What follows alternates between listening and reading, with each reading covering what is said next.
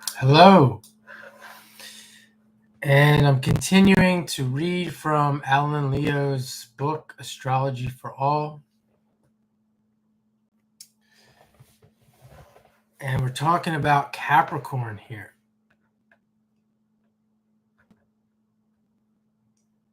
It's chapter 13, the individual and personal character of the sign Capricorn.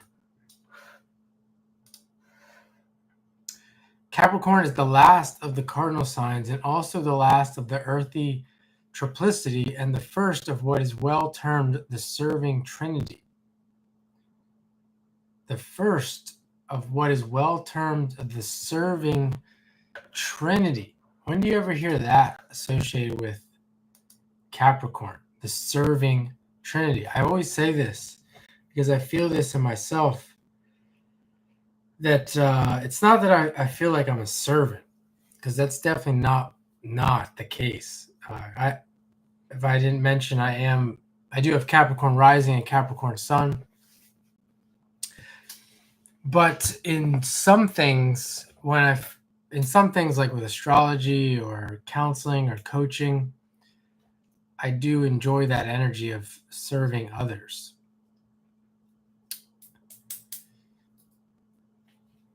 Let's see, this is the 10th sign of the zodiac and the completion of the circuit from Aries to Capricorn.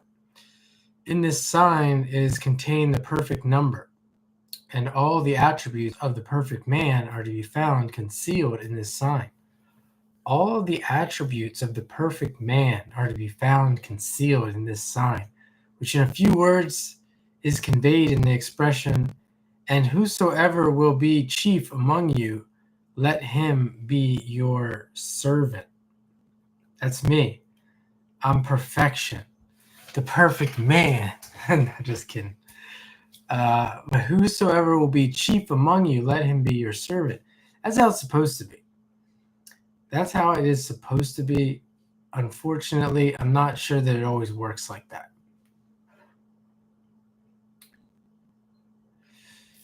The sign represents a high mountain on which a goat is seen to be steadily climbing towards the top. But many symbols could be used to portray the wonderful power that is concealed in this, the strongest of all the signs.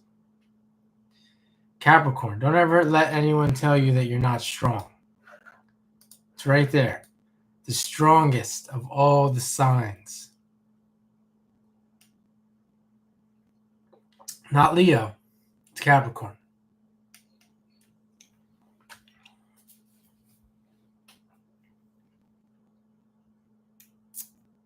I mean, but really, and jokes aside, the reason why Capricorn is the strongest of all the signs is because, and this might not be a good thing, they're willing to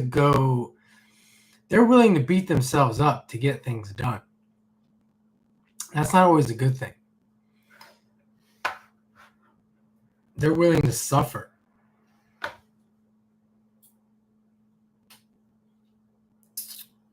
If we were to trace the sun in his journey from the first point of Aries, which starts the spring, until the sign Capricorn was reached, and with it consider the unfolding of the life forces until maturity was reached, we should have in Capricorn a consummation of character that would be well nigh perfect. We trace the sun in his journey from Aries until Capricorn.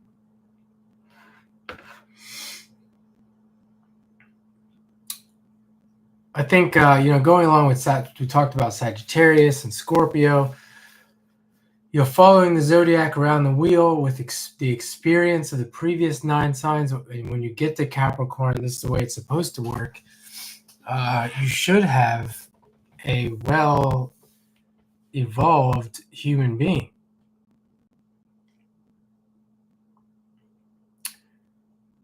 As he's saying here, with a perfect character. But again, it doesn't always work like that.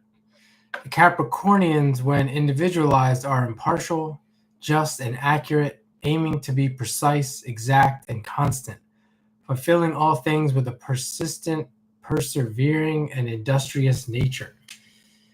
They are assiduous, assiduous, arduous, and careful, zealous and diligent, ever enduring with a calm, earnest patience, and a grave, reflective demeanor.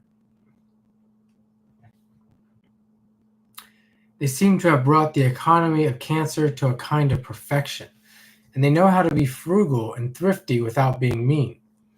When fully individualized, they are very contemplative, reserved, deep, and profound. I consider myself very individualized. I don't know about fully, and I am very contemplative, in my best form. I am very contemplative, reserved, deep, and profound. They are always independent characters possessing a quiet self-reliance and determination, and when living up to their highest ideal are the true servants of humanity. That's there he makes the good point that when living up to their highest ideal, then they are true servants of humanity. I mean, it's like if I could teach astrology the way I want to teach, if I could teach astrology as a counselor, then I would consider myself a true servant. But that's my highest ideal. But when I have to do other things that don't really correlate with that, I don't know if I'd be considered a true servant anymore. But when not awakened and living to the personal side of their nature, they pass through the extremes of all these virtues.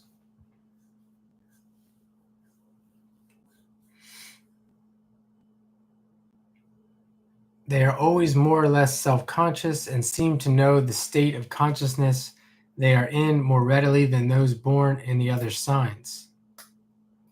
Interesting. They seem to know the state of consciousness they're in more readily than those born in other signs. When personal, they are melancholic, doubtful, and skeptical, and inclined to be very indifferent and perverse. And when working on the lower levels, they are constantly repining and expressing a heavy, morose, cold, and distant nature, so that their despondency and gloom carry them into an obscurity that is painful to themselves and all who are connected with them. Ouch. When very backward in their development, they become miserly, avaricious, deceptive, and dishonorable. Capricornian individuals are capable of attaining great heights as they possess both ambition and endurance, and with their punctual attention to details and their thrifty and acquisitive methods, they can build while others are dreaming of the work. They make the most of all their opportunities, and being self-reliant, they accomplish their ends.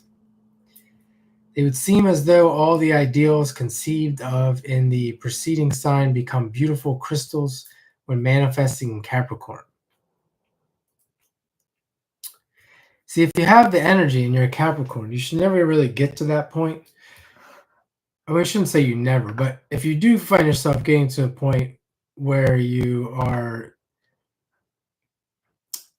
as he's saying here, becoming miserly and depressed, if you are a very self-conscious Capricorn, you have all these positive attributes. I'm not saying it'll happen overnight, but people will see that in you, and you can get back in the game probably quicker than other people if you can get over that depression.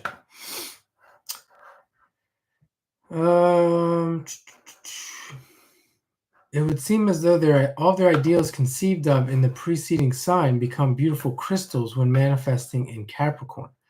With their practical conception of things, they know how to produce in the concrete the ideal that is in their minds. They do.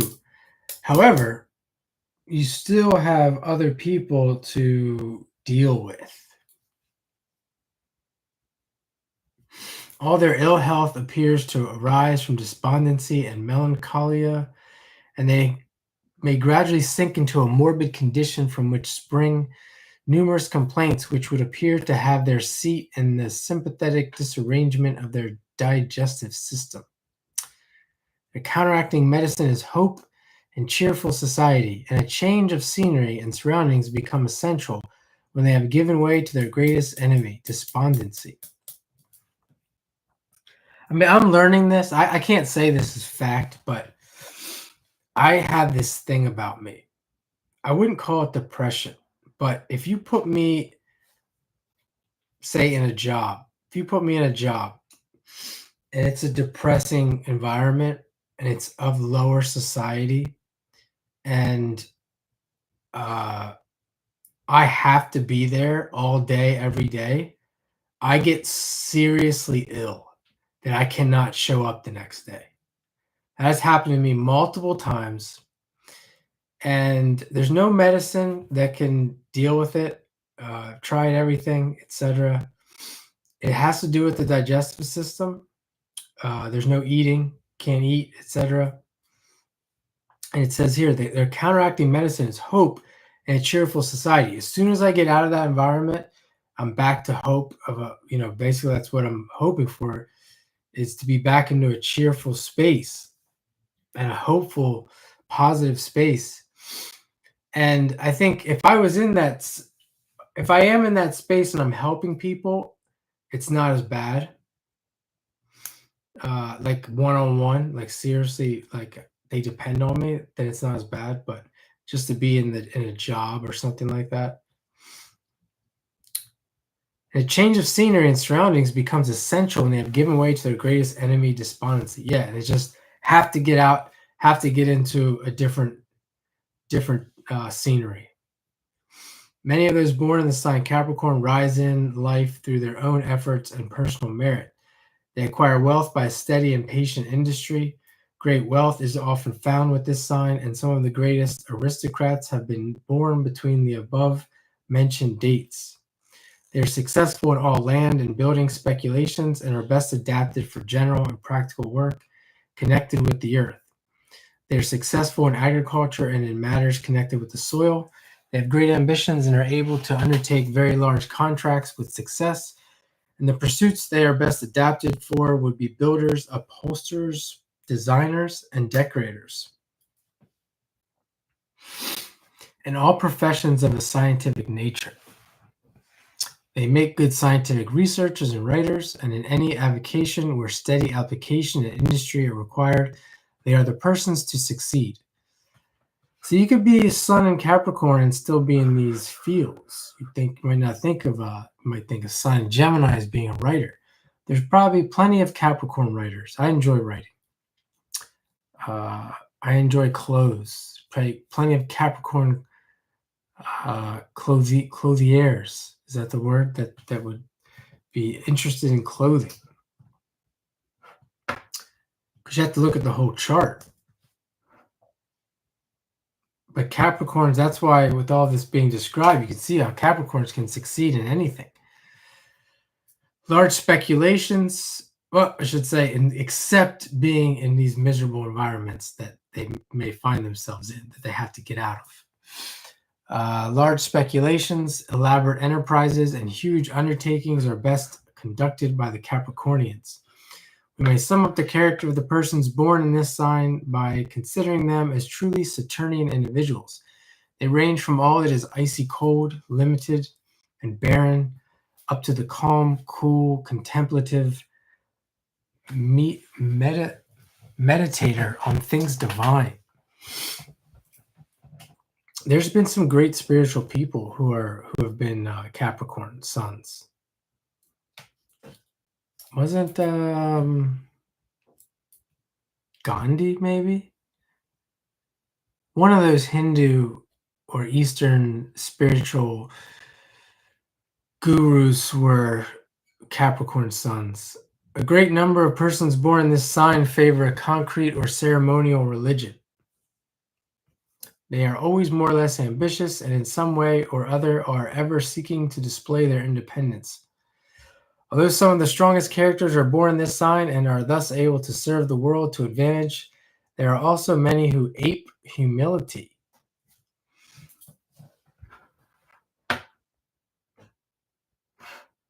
There are also many who mimic, or he's saying, pretend to be humble. In studying Capricorn, we may learn much from the nation which is said to be chiefly under its influence, the Indian race. In this country, we find great learning, great wealth, great power, and great position. But we have also great servility, and amongst the lower castes, a cringing humility, which is distressing to those who can realize how low the mighty have fallen. He's talking about India?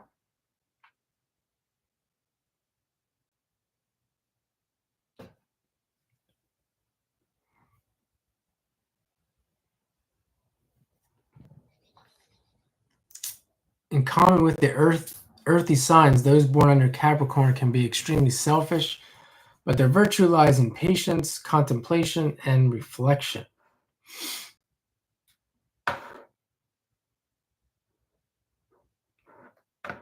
So that is Capricorn.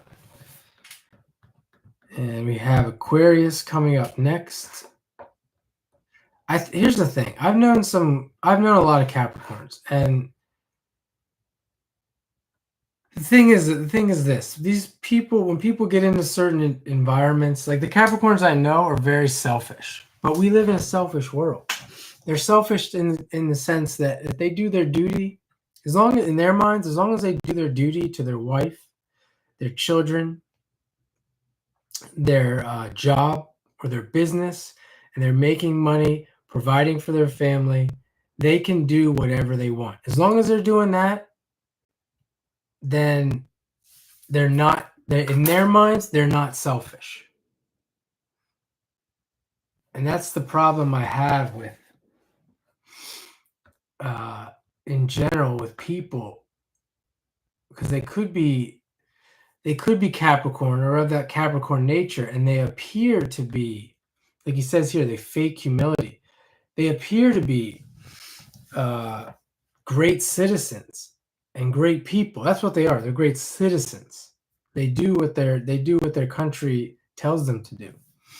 You just came in. I just finished up reading the Capricorn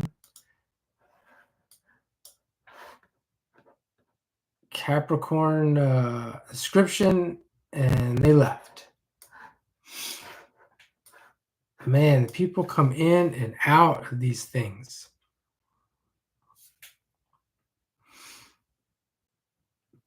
Well, that's Capricorn. My glasses straight, and moving on to Aquarius.